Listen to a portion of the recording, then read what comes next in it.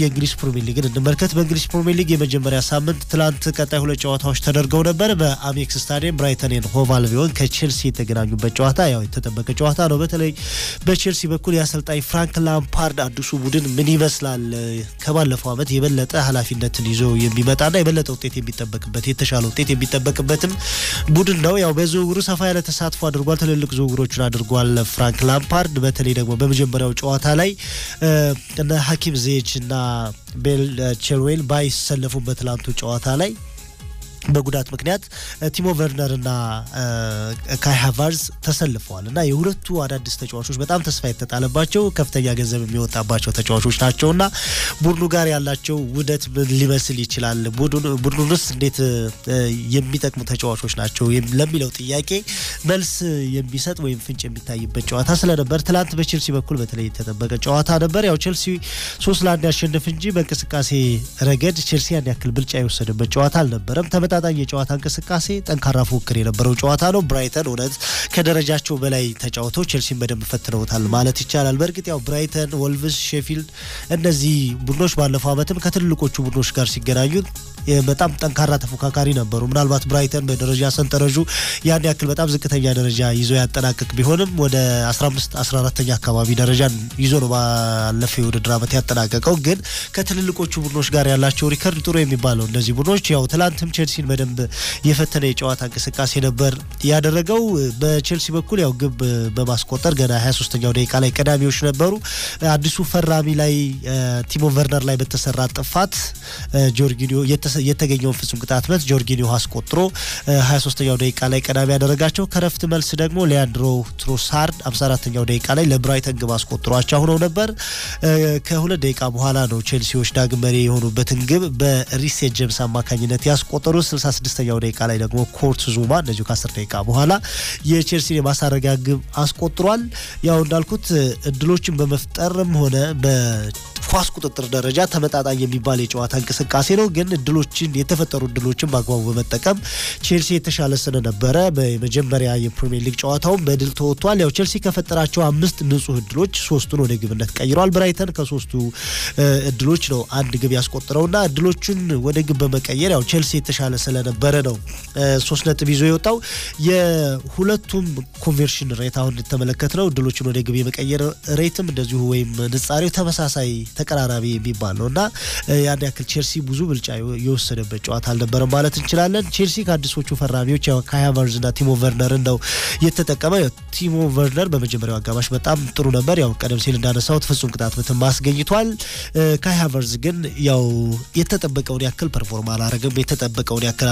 እንቅስቃሴ አላደረገም ግን በመጀመሪያ ጨዋታ እንደዚህ ያን ያክል የሚያስተች እንዳልሆነም ጭምር ከጨዋታው በኋላ አሰልጣኝ ፍራንክ ላምፓርድ አስተያየቱን ሰጥቷል የዘንድሮ ቼልሲ ብዙ ነገር የሚጠበቅበት ቡድን ነው ፍራንክ ላምፓርድም ጫና ውስጥ ሆኖ ነው የዘንድሮውን የውድድር አመት የሚያደርገው ምክንያቱም ባለፈው አመት ሁለት ምክንያቶች ይቀርቡለታል አጠቃላይ ቼልሲ አጀማመሩም ጥሩ አልነበረም በርግጥ ገና እንደመጣ በዩናይትድ 4-0 ተሸንፎ እንደነበር እናስታውሳለን ከዛ በኋላ ያው የቻምፒየንስ ሊግ ደረጃን ይዞ አጠናቋል በርግጥ ግን ባለፈው አመት አጠቃላይ ቼልሲ ለሚያስመዘግባቸው ውጤቶች በሙሉ ከጫናውን ከፍራንክ ላምፓርድ ላይ የሚያነሱ ሁለት ምክንያቶች ይቀርቡ ነበር የመጀመሪያው ገና የመጀመሪያ የዋና ቡድን አሰልጣኝነት ስራው ነው ቼልሲን ሲረከብም የመጀመሪያ አመቱ እንደመሆኑ መጠን ያን ያክል ጊዜ ያስፈልገዋል በአንድ አመት መወቀስ የለበትም የሚል የመከላከያ አስተያየት ይቀርብለት ነበር ከዛ ውጪ ደግሞ ቡድኑስ በሚፈልገው መልኩ አይደለም ስብስቡ የተገነባው ስለዚህ እሱ የሚፈልገው ቡድን ለመስራት ጊዜ ያስፈልገዋል የሚሉ ሁለት የመከላከያ ሐሳቦች ይነሱለት ነበር አስተያየቶች ይነሱለት ነበር ባለፈው አመት አሁን ሁለተኛ አመቱ ነው ባለፈው አመት የቻምፒየንስ ሊግ ደረጃን ይዞ ማጠናቀቁ አሁን ከዛ የተሻለ ነገር እንዲጠበቅበት ያደርጋል ከዛ ውጪ ደግሞ በጣም ከፍተኛ ገንዘብ ወጥቶ በዝውውሩ ከፕሪሚየር ሊጉ ክለቦች ከየትኛው ከሊቨርፑልም ከዩናይትድ ከሲቲ በላይ ገንዘብ አውጥቶ ትልልቅ ዝውውሮችን አድርጓልና ያው እሱም ከጨዋታው በፊት በሰጠው አስተያየት ይሄን ያክል ዝውውር የፈጸምነው እስከ 4 ያለው ደረጃ ውስጥ ገብተን ለማጠናቀቅ ሳይሆን ዋንጫ ለማሸነፍ ነው ብሎ ነበር ስለዚህ የዘንድሮ ቼልሲ ለዋንጫ የሚጠበቅ እንደመሆኑ መጠን ፍራንክ ላምፓርድ ጫና ውስጥ ነው ይሄን ጨዋታ ይሄን የውድድር አመት አጠቃላይ የሚያደርገው ፎርብስ መጽሔት ያው በየአመቱ በተለያዩ ዘርፎች በሀብት መጠናቸው ቀዳሚ የሆኑ ግለሰቦችን ዝርዝር ያወጣል በስፖርቱ ዓለም እንደዚሁ በየአመቱ ብዙ ገቢ ያስገቡ በገቢም የሚመሩ ስፖርተኞችን እንደዚሁ ይፋ ያደርጋልና የስፖርት የእግር ኳስ ተጫዋቾችንም አመታዊ ገቢያቸውን ግምት ውስጥ በማስገባት ከፍተኛ ገንዘብ ያገኙ ተጫዋቾችን ዝርዝር 10 ተጫዋቾችን ዝርዝር ይፋ አድርጓል። ሊዮኔል ሜሲ ይህንን ዝርዝር ይመራል። 126 ሚሊዮን ፓውንድ በአመቱ ውስጥ የተጣራ ተከፍሎታል በሚል ከእግር ኳስ ተጫዋቾች ከፍተኛ ገቢ ያገኘ አንደኛው ተጫዋች ነው ሊዮኔል ሜሲ። ያው ተፎካካሪው ሊዮኔል ሜሲ ክርስቲያኖ ሮናልዶም ሁለተኛ ደረጃ ላይ ተቀምጧል። 117 ሚሊዮን ፓውንድ አግኝቷል ተብሏል። ኔይማር ጁኒየር 96 ሚሊዮን ፓውንድ በማግኘት በአመቱ ውስጥ ሶስተኛ ደረጃ ላይ ተቀምጧል። ሌላው የዛው የፓሪስ ሰን ዠርመን ተጫዋች ገና 21 አመቱ ነው። ወጣት ተጫዋች ነው። በዚህ ዕድሜ ያክል ገንዘብ በማስገባት እንግዲህ ስኬታማ የሆነው ኪሊያን ምባፔ 42 ሚሊዮን ፓውንድ በአመቱ ውስጥ የተጣራ ተከፍሎታል ተብሏል።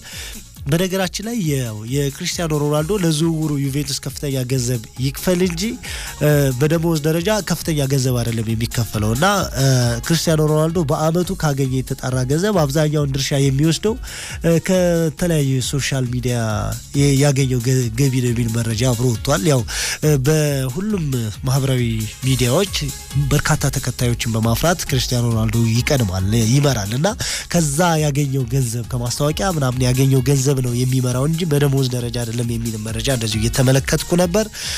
መሐመድ ሳላህ 5ኛ ደረጃ ላይ ተቀምጧል 37 ሚሊዮን ፓውንድ። ፖል ፖግባ በ34 ሚሊዮን ፓውንድ 6ኛ ደረጃ ላይ ተቀምጧል።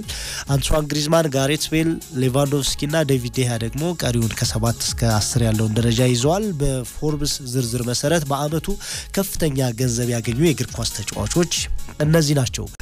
በጣሊያን ሴሪያ ደጋፊዎች በቅርቡ ወደ ሜዳ አይመለሱም ሲል የሀገሪቱ መንግስት አስታውቋል።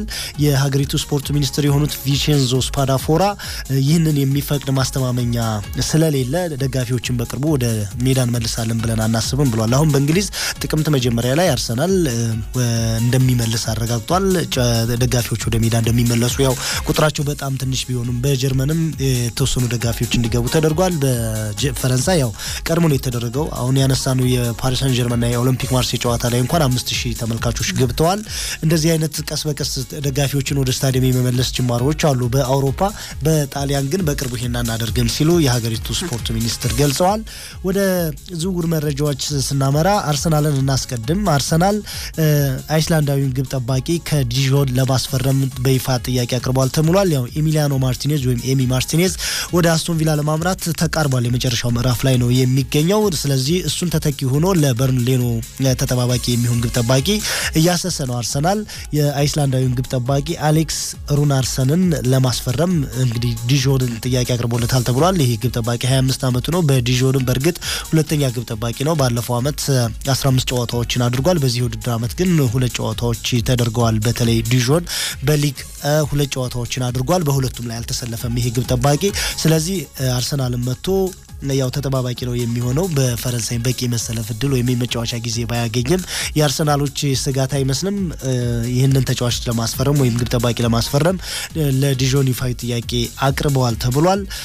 ከማንቸስተር ዩናይትድ ጋር የተያዘው የዝውውር መረጃ ትንሽ አነጋጋሪ ይመስላል። ጋሬት ቤልን እየፈለጉት ነው ተብሏል። ማንቸስተር ዩናይትዶች ያው በሪያል ማድሪድ ደስተኛ እንዳልሆነ የሚነገረው ጋሬት ቤል 7ኛ አመቱን በሪያል ማድሪድ የቆየበትን 7ኛ አመት ትላንት አክብሯል። ያው እንግዲህ በሪያል ማድሪድ በጣም ብዙ ስኬቶች 13 ዋንጫዎችን ሁሉ አግኝቷል። ብዙ ግብ አስቆጥሯል። ግን ከሰጠው ግልጋሎት በላይ ከክለቡ ጋር ያለው መሻከር ነው። በተደጋጋሚ የግንኙነቱ መሻከር ነው እንደ አጀንዳ ተደርጎ የሚነሳውና የዝውውር መስኮቶች በተከፈቱ ቁጥር ከክለቡ ይወጣል የሚሉ መረጃዎች ሁሌ እንሰማለን። ግን ያው አሁን 7 አመት አስቆጥሯል። ማንቸስተር ዩናይትድ ይህንን ተጫዋች ለማምጣት ፍላጎት አለው ተብሏል። ከሱ በተጨማሪ ኤቫን ፐሪሲችንም ይፈልጋል ተብሏል። ማንቸስተር ዩናይትድ እንግዲህ የበሰለ የዝውውር ዜና አይደለም የኛው፣ ሁለቱም ጭምጭምታዎች ናቸው። ሌሎቹ ዝውውሮች ስንመለከት ባርሴሎና ለሜምፊስ ዲፓይ ዝውውር ለሊዮን 28 ሚሊዮን ፓውንድ ለመክፈል መስማማቱን የሚጠቁም መረጃ ማርካ አስነብቧል።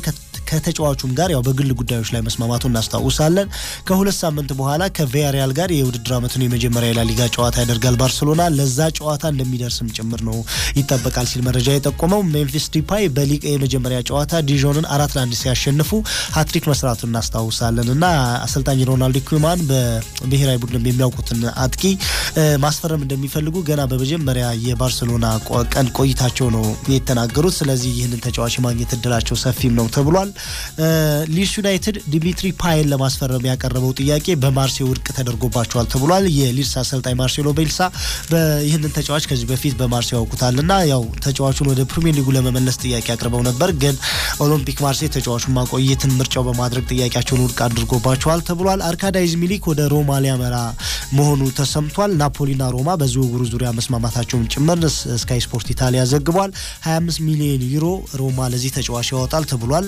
ሆላንዳዊ የ26 ዓመት አጥቂ ወደ ዩቬንቱስ ነበር መሄድ የሚፈልገው። ነገር ግን ዩቬንቱሶች ከሱ ይልቅ ኤዲን ዤኮን ማስፈረም በመፈለጋቸው ያው ማረፊያው ሮማ ሊሆን እንደሚችል ተጠቁሟል። 3 ሚሊዮን ዩሮ ለአንድ ዓመት የውሰት ውል የመጀመሪያ ዓመት ቆይታው በውሰት ይሆንና 3 ሚሊዮን ዩሮ ይከፍሉታል ተብሏል ሮማዎች። በውድድር ዓመቱ መጨረሻ ግን 15 ሚሊዮን ዩሮ ከፍለው በቋሚነት ያስፈርሙታል። ተጨማሪ 7 ሚሊዮን ዩሮ ቦነስ ይከፈለዋል በሮማ በሚኖረው ቆይታ ተብሎ ነው 25 ሚሊዮን ዩሮ የወጣው። የ5 ዓመት ውል ይፈርማል ተብሏል። 4.5 ሚሊዮን ዩሮ ደግሞ በአመት በሮማ የሚከፈለው እንደሆነ ተነግሯል። እናመሰግናለን አብዱ መሐመድ ለመረጃዎች።